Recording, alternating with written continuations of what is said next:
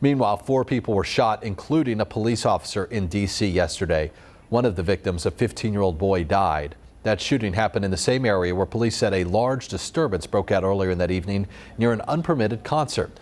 And in New York, 9 people shot, one of them deadly, in a Harlem gathering. All of this happening as a bipartisan group of senators continue working on the final text of that bill on gun reform on Capitol Hill. Let's get more from ABC's Rena Roy. Panic erupting in the nation's capital when gunfire broke out at a packed Juneteenth concert and festival.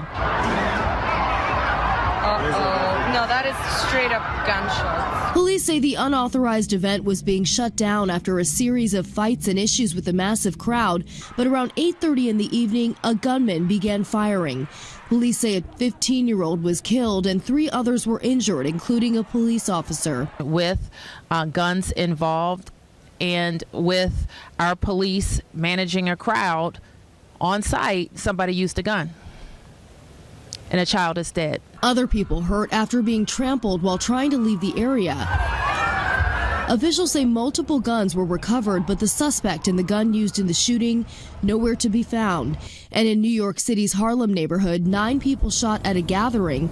The victims' ages range from 41 to 21, a 21-year-old man dying from his gunshot wounds. So far, nobody has been arrested. The reality is something has to give. The lawmakers, the gun makers, law enforcement, and the community themselves. Everyone has to be accountable, right? And if we all are accountable to ourselves, we can sleep at night. All of this as a bipartisan group of 20 senators continue their negotiations on gun reform, working to turn a framework of provisions into law.